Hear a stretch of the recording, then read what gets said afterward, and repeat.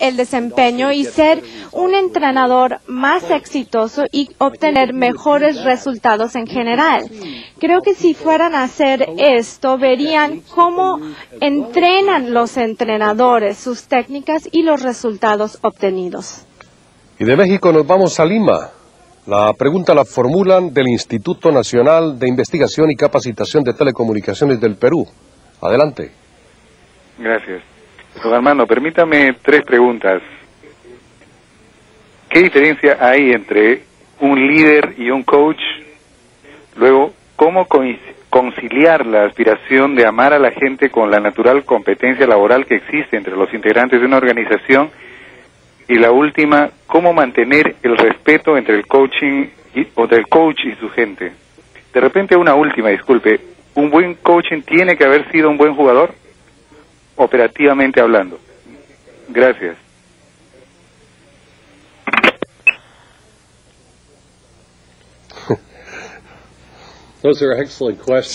Todas son preguntas excelentes. Voy a tratar de contestarlas una a la vez. Creo que la diferencia entre un líder y un coach o entrenador es que un líder probablemente ha entrenado a personas y ha rebasado el nivel en donde está trabajando junto con las personas. Un líder más bien está orientado hacia la visión y un coach hacia la práctica, y ahí está la diferencia. Sin embargo, según mi definición, creo que el liderazgo tiene que ver con ayudarle a las personas a ir más allá de sus expectativas originales. También un coach hace lo mismo.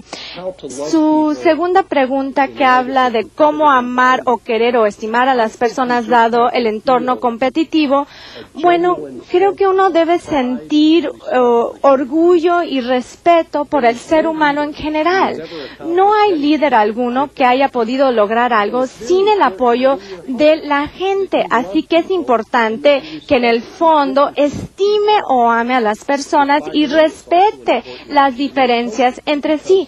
Esto también es atributo importante del coaching, ya que se trata con personas de distintos niveles y habilidad. Así es que empieza estimando a las personas en el fondo de uno, lo que en ocasiones es difícil para los administradores porque piensan que el negocio es 100% negocio y en realidad se debe 100% a la labor de la gente. El tercer punto, en breve, que se refiere al respeto que existe entre un coach y un integrante del equipo. Bueno, si uno es un buen entrenador, lo van a respetar los integrantes del equipo. Lo mismo vale para el lugar de trabajo. Creo que quizá había otra parte a la pregunta que no escuché. Ojalá y la hayamos cubierto en su totalidad. Lo que queremos recordarles a los participantes es, por favor, una pregunta en cada llamada. Tenemos mucha participación de todas partes. Total de que les encarecemos una pregunta en cada llamada y lo más breve que se pueda. La siguiente pregunta viene del norte de México, Sinaloa. El Colegio de Bachilleres, Estado de Sinaloa, Guamuchi. Lo escuchamos. Sí, adelante. ¿Cómo compartir conocimientos, destrezas y sabidurías para mejorar el desempeño de otras personas en instituciones educativas donde existe gran cantidad y diversidad de talentos y conocimientos? En primera instancia, sí estoy de acuerdo. Hay mucho conocimiento, sabiduría y destrezas en instituciones educativas y universidades. Voy a compartir con ustedes el modelo que seguimos en los Estados Unidos, específicamente en California. Lo que tratamos de hacer es formar sociedades o vinculaciones entre empresas, universidades y agencias gubernamentales, universidades ya sea de 2 o 4 años. Por medio de esta vinculación o enlace, las personas pueden llevar los empleados de la empresa a una institución educativa, lo que fomenta la adquisición de destrezas, sabiduría y conocimientos. Deberán buscar que las empresas y agencias gubernamentales en su región conozcan no solo que están ahí presentes, sino que también conozcan las capacidades que les pueden ofrecer. Así que yo les sugiero vincularse con las empresas en sus lugares de trabajo. Muchas gracias. Vamos ahora a Córdoba, Argentina. La llamada proviene del Instituto Universidad Empresa, Universidad Blas Pascal. Le escuchamos. Hemos escuchado ideas francamente interesantes en todo lo expuesto. Retire de la pantalla, por favor. Favor de retirarse de la pantalla. Nuestra pregunta sería... Señor, le pido que se retire de la pantalla y repita su pregunta. Please move. Bien. Bien. Les comentaba que las ideas que hemos escuchado hasta ahora son francamente interesantes. No obstante esto, surge una problemática, y es que estas ideas implican, para lograr resultados a largo plazo, un alto grado de persistencia en el modelo elegido. Para lograr esa persistencia, deben superarse, obviamente, en cualquier organización, una serie de situaciones críticas. Nuestra pregunta sería cómo hacerlo, cómo definir en términos prácticos y operativos esa flexibilidad necesaria para lograr los resultados previstos.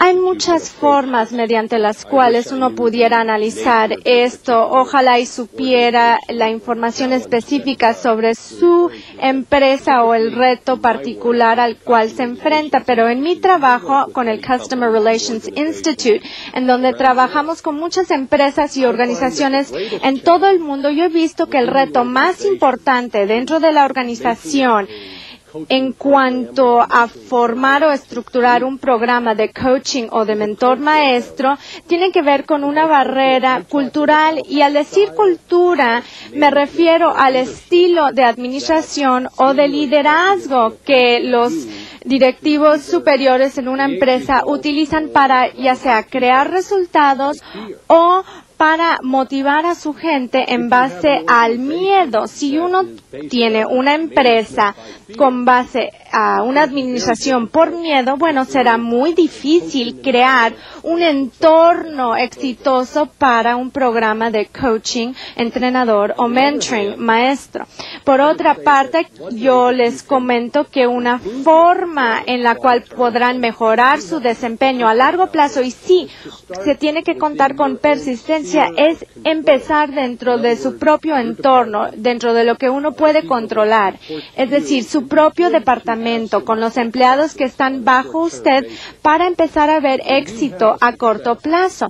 Cuando cuente con un éxito, otros administradores le van a preguntar, bueno, ¿qué están haciendo? Quizá podemos aprovechar su idea y aplicarlo a nuestro propio departamento. Saludamos ahora a nuestros vecinos aquí en la ciudad de Tijuana. La siguiente pregunta la formulan de la Universidad Iberoamericana Campus Noroeste. Escuchamos. ¿Cómo afectan a una empresa las luchas de poder y, por ende, la deficiente comunicación?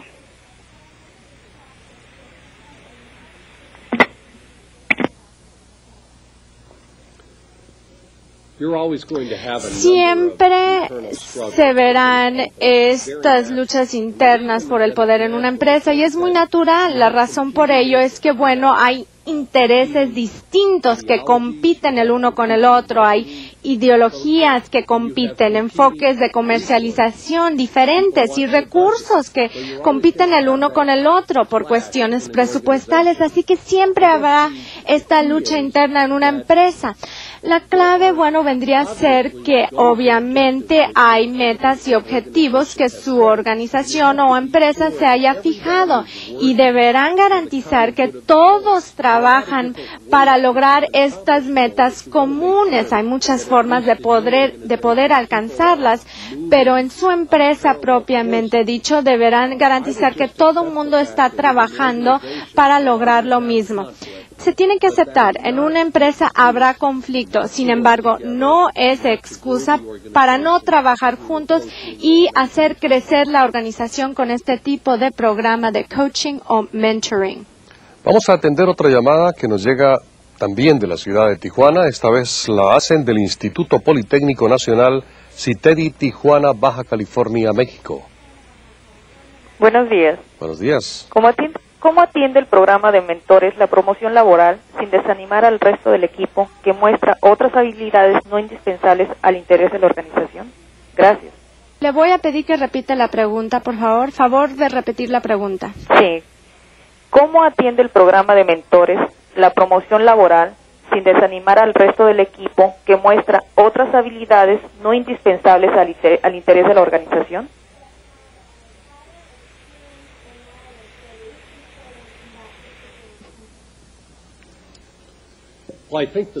Bueno, creo que el éxito de un programa de mentoring estriba en el sentido de que se están colocando en pareja dos personas de distintos niveles o departamentos de una organización.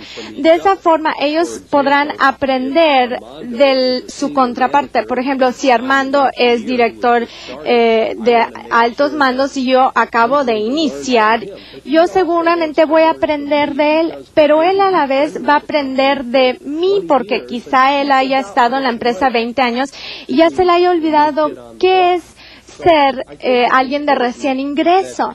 Así que importante es que las personas respeten el hecho que en un periodo, en un plazo de 3 semanas, muy breve realmente, que se van a reunir con su contraparte por lo menos 2 veces por semana para tratar de aprender de esa persona, que sea mutuo el aprendizaje. Posteriormente se evalúa el proceso y al obtener la retroalimentación se podrá mejorar ese mismo proceso. Y en el siguiente ciclo de 3 semanas del programa de mentoring, obviamente me van a colocar de pareja con alguna otra persona. Creo que durante el transcurso de 12 o 15 semanas realmente se completa este ciclo del programa y las personas se sienten muy bien porque han adquirido experiencias muy amplias. Viajamos ahora a México, Distrito Federal. La pregunta la formulan desde la Comisión Federal de Electricidad, Auditorio Atoyac. México, le escuchamos. Gracias, buenos días. Buenos días. ¿Qué repercusiones a futuro pueden tener las empresas que no usan el coaching y si tienen un estilo autoritario de liderazgo? Gracias.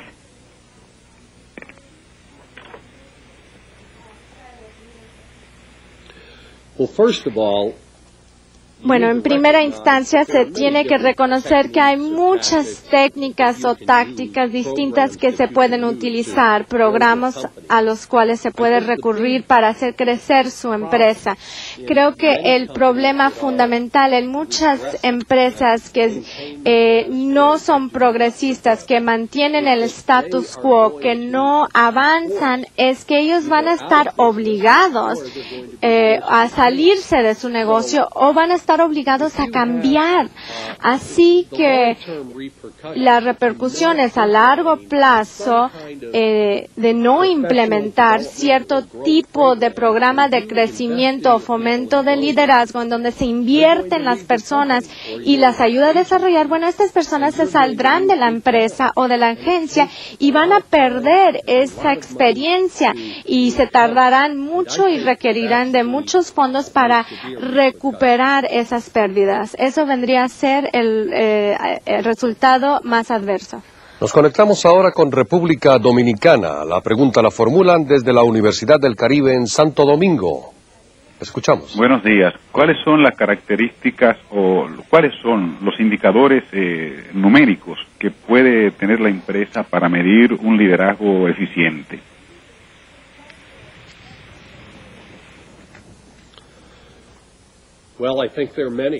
Bueno, hay muchos.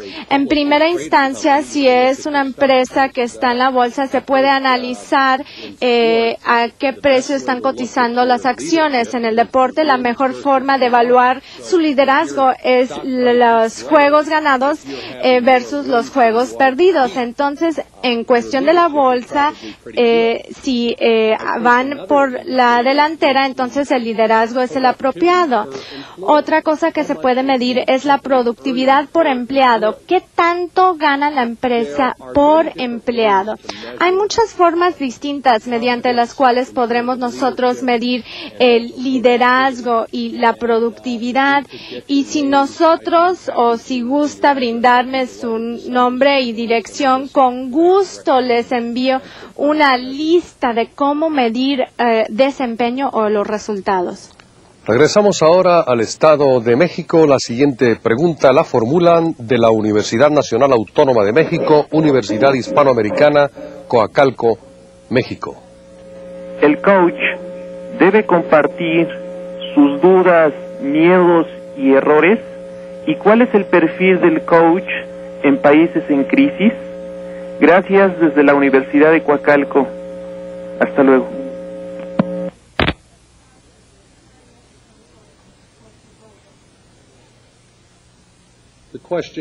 La pregunta viene a ser si el coach debe compartir sus inquietudes o temores con los integrantes de su equipo. Yes.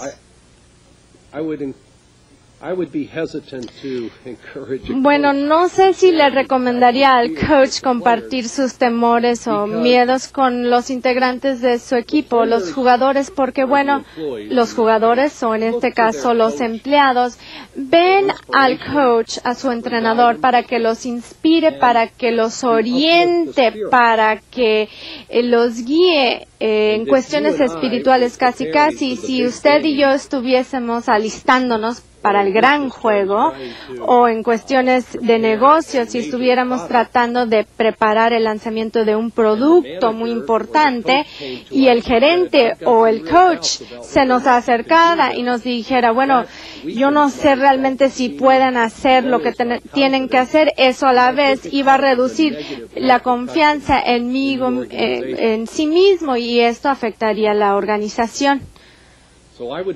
Así que, bueno, realmente no les recomendaría hablar tan abiertamente de sus temores o sus dudas. Más bien sería realista y trataría de motivarlos a pensar positivamente basada en los hechos, para que los jugadores sepan en qué posición se encuentran dentro de la empresa. Regresamos ahora a la frontera México-Estados Unidos, esta vez a la ciudad de Tecate, Baja California. La pregunta la formulan del Centro de Capacitación para el Trabajo Industrial CECATI. Bueno, escuchamos. Sí, ¿qué opina de la utilización del TOP para la medición del desempeño y retroalimentación? ¿O qué herramienta recomienda? Voy a pedir que repita la pregunta y que se explique a qué se refiere con el TOP. Sí. ¿Qué opina de la utilización del TOP para la medición del desempeño y retroalimentación? ¿O qué herramienta recomienda? TOP es el sistema... Parece que se cortó la llamada. Bueno. Bueno. Adelante. Sí. ¿Qué opina de la utilización del TOP para la medición del desempeño y retroalimentación? ¿O qué herramienta recomienda? TOP es el sistema 1. The One System. Bueno, yo creo que en vez de tratar de hablar de un sistema específico, y sí hace un comentario muy apropiado, se tienen que medir los resultados. Las personas tienen que saber cómo van, cuál es su desempeño. Hay muchos sistemas excelentes que se pueden utilizar para medir tal desempeño. La clave viene a ser que tienen que informarle a sus empleados de su desempeño. Cada equipo quiere saber cómo va el juego. Cada jugador quiere saber, bueno, ¿cuál es mi desempeño? ¿Cómo puedo mejorar? Y creo que el papel o el rol del gerente o del coach es garantizar que el empleado sepa exactamente cómo va su desempeño en forma frecuente, para que a la vez el empleado pueda mejorar su desempeño. Esa es la clave, no obstante el tipo de sistema de medición utilice. Bien, ahora un saludo para Brasil. La pregunta la formulan del Servicio Brasileño de Apoyo a las Pequeñas y Medianas y Microindustrias o Negocios en Brasil. La escuchamos. Brasil, parece que está en la línea, le escuchamos. You're online, go ahead. Bueno, dificultades de las comunicaciones. Vamos a dar participación a una pregunta que nos llegó vía fax de la División Oriente de Jalapa, Veracruz, México. Dice, ¿cree usted que el tema del coaching se ha popularizado más en círculos de negocios principalmente porque las empresas buscan la manera de mejorar desempeño y resultados? Yes, absolutely. Sí, la razón por ello es que los clientes tienen expectativas superiores en cuanto a una empresa, sus productos o servicios, ya esté en la iniciativa privada o el sector público. Se exige mucho más. La segunda parte de la respuesta es en el sentido de que es difícil adquirir ciertos talentos o experiencias, así que una empresa le pide más a sus gerentes, requiere o les exige ser expertos en muchas áreas, así que es muy importante que una empresa cuente con cierto tipo de programa que ayuda a fomentar el desarrollo de sus empleados. Peter Senge, que escribió un libro denominado La Quinta Disciplina, se refiere a la creación de una organización que aprende, y creo que lo que yo he observado en todo el mundo es que un mayor número de empresas tratan de crear una universidad de aprendizaje dentro de su propia empresa para mejorar sus desempeños, los resultados, y el enfoque de coaching es una herramienta valiosa en ese proceso. Vamos a insistir con Brasil. Brasilia nos escucha, nos llaman del Servicio Brasileño de Apoyo a la Micro y Pequeña Empresa. Adelante.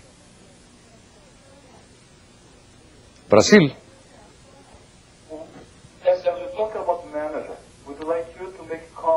Yes, can you repeat the question?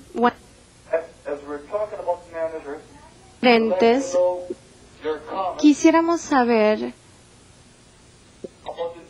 qué nos puede comentar sobre la diferencia entre un coach y un consultor. Bueno, creo que la diferencia más importante es que el coach lleva una toalla para quitarles el sudor a los jugadores y el consultor lleva un portafolio lleno de relojes. Bueno, pero hablando en serio, creo que un coach es un individuo que permanece por un tiempo prolongado trabajando estrechamente con los empleados para tratar de mejorar el rendimiento de estos últimos. En cambio, un consultor o asesor como un servidor ingresa a una empresa por un periodo limitado para tratar de corregir cierto problema o quizá tratar de solucionar cierto proceso laboral. Creo que esa es la diferencia fundamental. Nos vamos ahora a la paradisíaca ciudad de Acapulco, Acapulco Guerrero. La pregunta la formulan del Instituto Tecnológico de Acapulco. Escuchamos.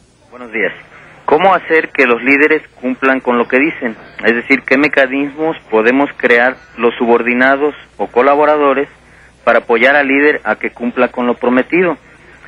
Y la segunda sería pedirle una explicación más amplia sobre su comentario de que entre más cambian las cosas, más se asemejan entre sí. Muchas gracias.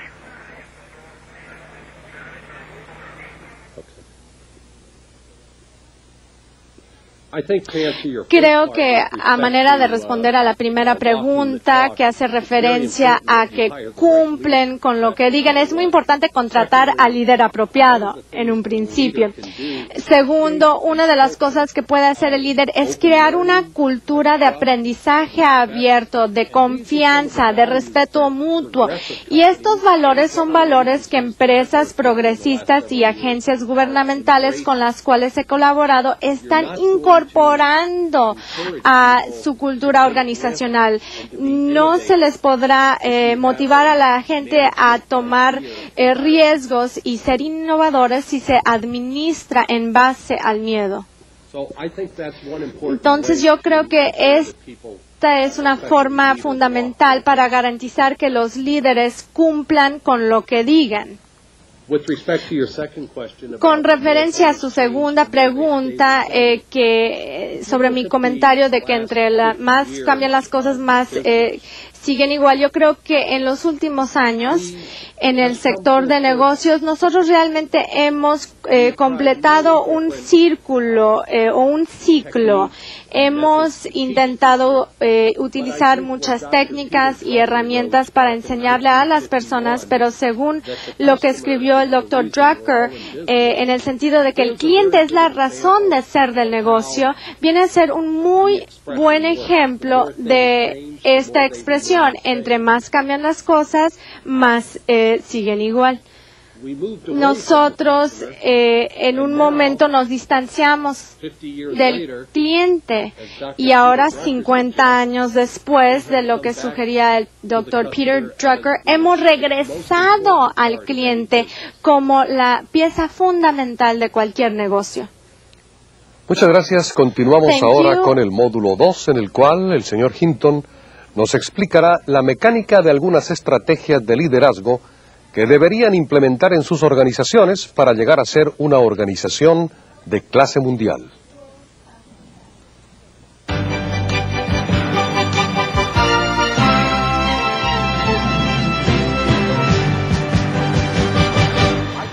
No puedo pensar de un tema más fascinante que el que vamos a tocar ahora, el de liderazgo. No hay duda que un liderazgo fuerte y eficaz será cada vez más una necesidad a medida que nuestros negocios e instituciones busquen convertirse en organizaciones de clase mundial. Un liderazgo dinámico es especialmente importante en el sector público en razón de que los gobiernos y funcionarios públicos tienen la llave del crecimiento económico y del bienestar social en nuestras sociedades, estados y naciones.